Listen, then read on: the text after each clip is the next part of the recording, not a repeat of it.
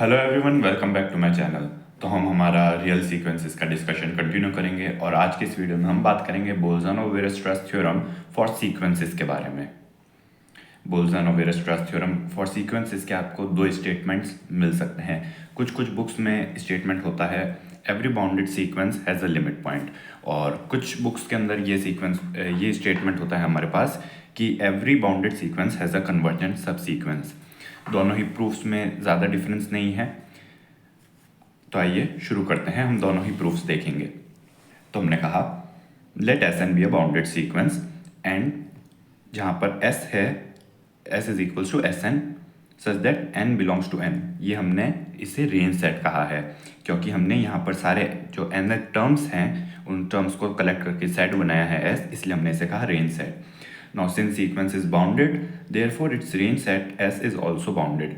क्योंकि हमारा sequence bounded है, हमारा स्टेटमेंट यही है कि every bounded sequence has a limit point, यानी कि अगर सीक्वेंस बाउंडेड है यानी अपर बाउंड भी है लोअर बाउंड भी है तो कहीं ना कहीं उसका एक लिमिट पॉइंट होगा, यही हमें प्रूव करना है। तो बाउंडेड सीक्वेंस है तो रेंज सेट भी बाउंडेड ही होगा, रेंज सेट का भी कोई ना कोई अपर एंड लोअर बाउंड होगा।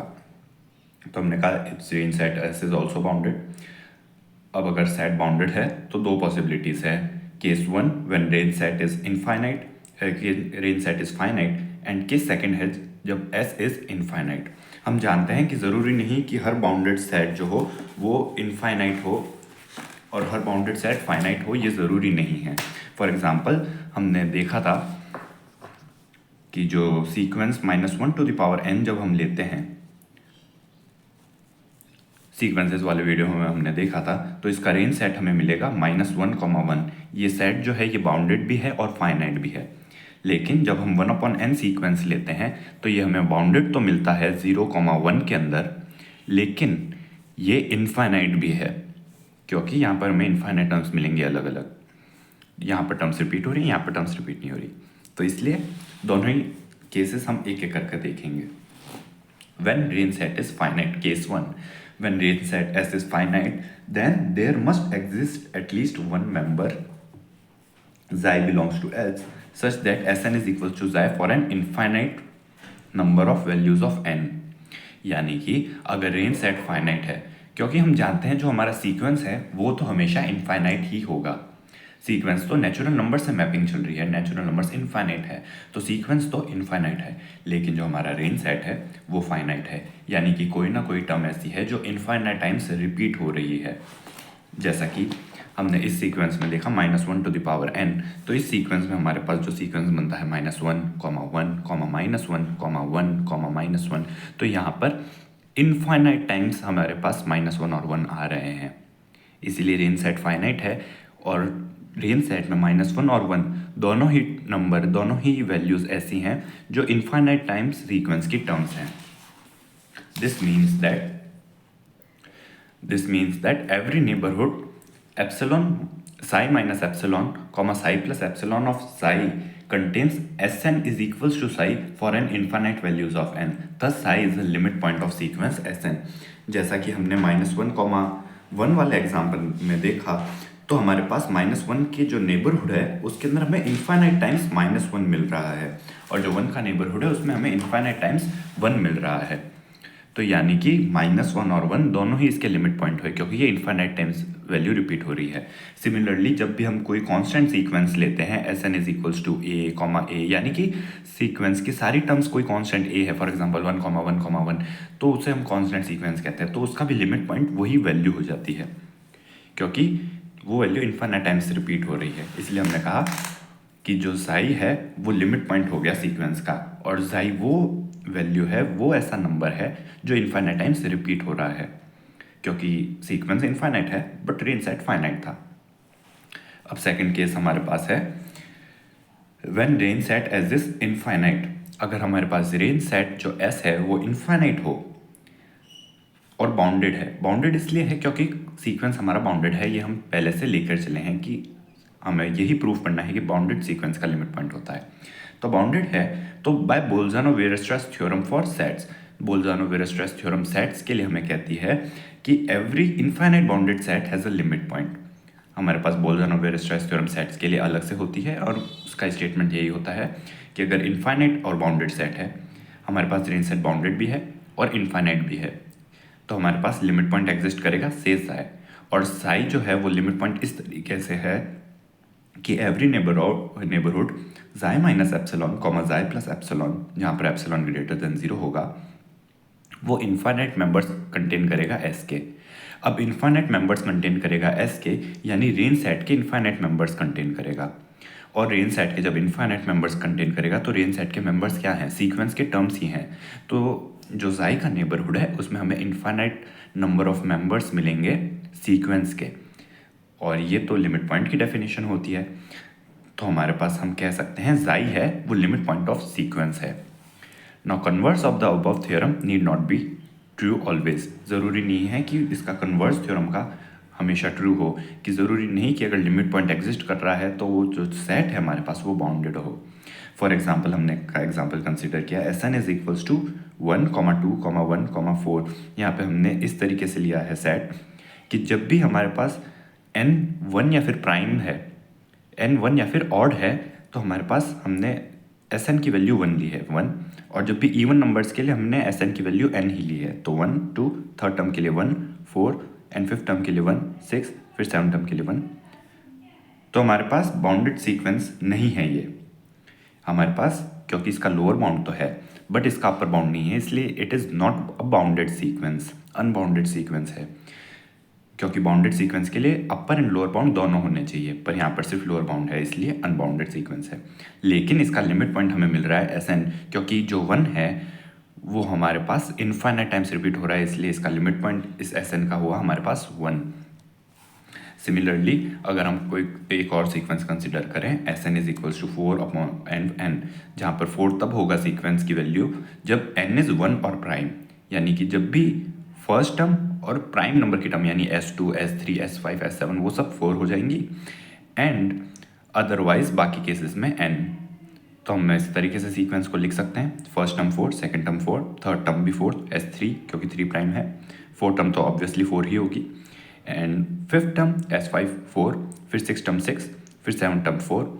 इस तरीके से सीक्वेंस चल रही है। यहाँ पर 4 हमारे पास इनफाइनाइट टाइम्स रिपीट हो रहा है, तो हमारे पास लिमिट पॉइंट 4 हो जाएगा और S N is not bounded. आइए अब हम देखते हैं सेकंड स्टेटमेंट। तो हमारे पास सेकंड स्टेटमेंट है every bounded sequence has a convergent subsequence. अगर बाउंडेड है सीक्वेंस तो उसके पास कोई ऐसा एक सब सीक्वेंस होगा जो कि कहीं से ना किसी पॉइंट पे कन्वर्ज करेगा। तो इस जो थ्योरम का जो पहला पार्ट है वो एज इट इज़ हमारे पास पहले वाले स्टेटमेंट की तरह ही है। हमें पहले एक सीक्वेंस कंसिडर करेंगे और फिर हम रेंज सेट कंसिडर करेंगे, और दोनों ही केस कंसिडर करेंगे, when range set is finite और when range set is infinite. जब रेंज सेट हम फाइनाइट कंसिडर करेंगे तो हमारे पास कोई जाई होगा जो infinite times infinite number of values of n के लिए रिपीट करेगा। तो हम कह सकते हैं कि अगर हम SVN यानी कि जो सब सीक्वेंस है उसे इस तरीके से डिफाइन करें कि उसमें हम जाई को ही ले रहे हैं जो इनफाइनाइट टाइम्स रिपीट हो रहा है, तो हमारे पास एक सब सीक्वेंस मिल गया। क्योंकि हम जानते हैं कि जाई इनफाइनाइट टाइम्स रिपीट हो रहा है तो हम उसका एक सीक्वेंस बना सकते हैं क्योंकि उसमें इनफाइनाइट टर्म्स होंगे डेफिनेटली। तो हमारे पास एक ऐसा सब सीक्वेंस हो गया जिसमें सिर्फ जाई ही आ रहा है, एंड सिर्फ अगर जाई आ रहा है तो ये जाई खुद ही इस सीक्वेंस का लिमिट पॉइंट हो गया, इस सब सीक्वेंस का लिमिट पॉइंट हो गया। तो हमारे पास ये जो सब सीक्वेंस है SVN ये कन्वर्जेंट सब सीक्वेंस हो गया बिकॉज ये कन्वर्ज करेगा जाई पे। अगेन सेकेंड केस हम लेंगे कि जब रेंज सेट हमारे पास इनफाइनाइट हो, तो जब रेंज सेट हम इनफाइनाइट लेंगे तो वापस से हम यही कहेंगे कि बोल्जन-वेयरस्ट्रैस थ्योरम जो है सेट्स के लिए ये कहती है कि इनफाइनाइट बाउंडेड सेट का कोई ना कोई लिमिट पॉइंट होगा। तो हमने कहा लिमिट पॉइंट जाई माना। ऑल्सो सिंस जाई is the limit point of S, therefore neighbourhood जाई माइनस एप्सिलॉन कॉमा जाई plus epsilon contains infinite members of S, यानी कि जो नेबरहुड है वो infinite members of S contain करेगा। अब इसके आगे का पार्ट कुछ अलग है। Taking epsilon is equals to 1 we get, अगर हमने एप्सिलॉन की जगह 1 लिया तो हमें मिला जाई माइनस 1 कॉमा जाई plus 1 contains infinite number of members of SN, यानी कि हर नेबरहुड इनफाइनाइट मेंबर्स कंटेन कर रहा है। तो यानी कि अगर हम एप्सिलॉन इक्वल टू 1 लेंगे तो अब हमारे पास भी एक और नेबरहुड आएगा, वो भी इनफाइनाइट मेंबर्स कंटेन करेगा। हमने डिनोट किया one of them by SVK, हमने किसी एक मेंबर को SVK कंसिडर किया। फिर हमने एप्सिलॉन इज इक्वल टू 1/2 लिया, तो हमें एक और नेबरहुड मिला जिसके अंदर अगेन इनफाइनाइट नंबर्स होंगे। तो हमने SV2 इस तरीके से सेलेक्ट किया such that V2 is greater than V1, which is possible इसलिए है बिकॉज इनफाइनाइट नंबर्स है, तो कोई ना कोई V2 ऐसा होगा जो ग्रेटर देन V1 होगा। यहाँ पे V2 V1 हम जानते हैं नेचुरल नंबर्स के ही सीक्वेंस है, क्योंकि हमने लास्ट वीडियो में सब सीक्वेंसेस के बारे में पढ़ा था कि सब सीक्वेंस डिफाइन करने के लिए हमें जो Vn है वो एक इंक्रीजिंगली सीक्वेंस डिफाइन करना पड़ता है नेचुरल नंबर्स का। In this way we obtain SVK of Sn such that, अगर हम इसी प्रोसेस को रिपीट करें, अगर हम एप्सिलॉन को 1/3 लें तो हमारे पास एक और नेबरहुड आएगा, और फिर हम SV3 को इस तरीके से ले सकते हैं कि V3 is greater than V2। Again infinite numbers है इसलिए पॉसिबल होगा, अगर फाइनाइट होते तो शायद ना होता। तो इस तरीके से हमें एक सब सीक्वेंस SVK मिलेगा Sn का, और such that SVK belongs to epsilon minus k 1/k epsilon plus 1/k, यानी कि हमारे पास जो ये नेबरहुड आएगा, सॉरी जाई का, एप्सिलॉन नहीं, आई एम सॉरी जाई का, तो जाई माइनस 1/k जाई प्लस 1/k, तो हमारे पास ये जाई का जो नेबरहुड आएगा उसके अंदर SVK हमेशा बिलोंग करेगा। तो यानी कि अगर इस नेबरहुड में बिलोंग करेगा, इस इंटरवल में बिलोंग करेगा, तो हम इस तरीके से लिख सकते हैं mod of SVK minus xi is less than 1/k for all k belongs to natural number, यानी कि नेचुरल नंबर में जब भी k होगा तो हमारे पास SVK minus epsilon less than 1/k होगा। लेट एप्सिलॉन ग्रेटर देन 0, अब जब भी एप्सिलॉन ग्रेटर देन 0 होगा then there exists k0 belongs to natural number such that k0 into epsilon is greater than 1, यानी कि अगर कोई भी हमारे पास पॉजिटिव क्वांटिटी है तो हमारे पास कोई ना कोई दूसरा नेचुरल नंबर ऐसा होगा बड़े से बड़ा, कोई ना कहीं पे तो हमें फाइनाइट वैल्यू मिलेगी सच दैट दोनों का प्रोडक्ट ग्रेटर देन 1 हो। फॉर एग्जांपल अगर हम एप्सिलॉन को 0.1 लेते हैं तो हमें k0 की वैल्यू 11 मिल सकती है, 11 इंटू 0.1 हमें 1.1 मिल जाएगा ग्रेटर देन 1, इसीलिए हमने कहा k0 into epsilon is greater than 1। इसे हम लिख सकते हैं, अगर हम k0 को इधर की तरफ लेकर आए तो हमने इनइक्वालिटी को साइन को रिवर्स करके लिखा 1/k0 is less than epsilon, यानी कि 1/k0 is less than epsilon का मतलब हुआ SVK minus epsilon is less than 1/k is less then 1/k0 is less than epsilon for all k is greater than k0। जब भी हम k0 से बड़ा कोई k लेंगे तो हम जानते हैं जैसे ही हम इसे रिवर्स करेंगे, रेसिप्रोकल लेंगे तो साइन चेंज हो जाएगा, तो 1/k is less then 1/k0 मिलेगा हमें, एंड 1/k0 एप्सिलॉन से छोटा है। तो यानी कि SVK माइनस एप्सिलॉन जो है वो लेस देन एप्सिलॉन है whenever k is greater than k0, यानी कि k0 हमें एक ऐसा नेचुरल नंबर मिल गया जिसके आगे के सारे टर्म्स सब सीक्वेंस SVK के वो SVK माइनस साई लेस देन एप्सिलॉन मिल रहा है, और ये है हमारे पास लिमिट की कन्वर्जेंट की डेफिनेशन होती है कन्वर्जेंट सीक्वेंस की। तो यानी कि limit of k approaches to infinite SVK हमारे पास मिली L, यानी कि जो हमारा सब सीक्वेंस है वो कन्वर्जेंट हो गया।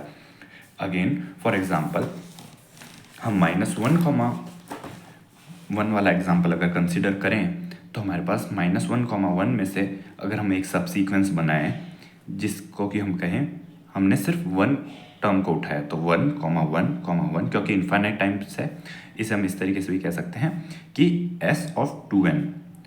तो यहाँ पर जो सीक्वेंस है हमारे पास वो सीक्वेंस क्या बन रहा है हमारे पास -1,1,-1,1 एंड सो ऑन। तो जब हम S ऑफ 2n बनाएंगे इधर तो हमें मिलेगा, हम सिर्फ सेकंड टर्म ले रहे हैं यानी हम सिर्फ इवन टर्म्स ले रहे हैं, तो यानी कि सेकंड टर्म ली हमने 1, फोर्थ टर्म ली 1, six term again 1, eighth term again 1 and so on. तो हमारे पास ये एक सब सीक्वेंस बना। अब इस सब सीक्वेंस में इनफाइनाइट टाइम्स 1 आ रहा है, यानी कि इसकी जो लिमिट पॉइंट हुआ वो हमारे पास मिला 1। ऑल्सो सिर्फ एक ही लिमिट पॉइंट हमारे पास मिल रहा है इस सीक्वेंस में, तो ये जो सब सीक्वेंस है ये कन्वर्जेंट हो गया। तो friends this was all in this video. तो हमने जाना कि बोल्जन-वेयरस्ट्रैस थ्योरम फॉर सीक्वेंसेस क्या होती है एंड क्या उसके 2 अलग अलग स्टेटमेंट्स हैं। I hope you enjoyed this video.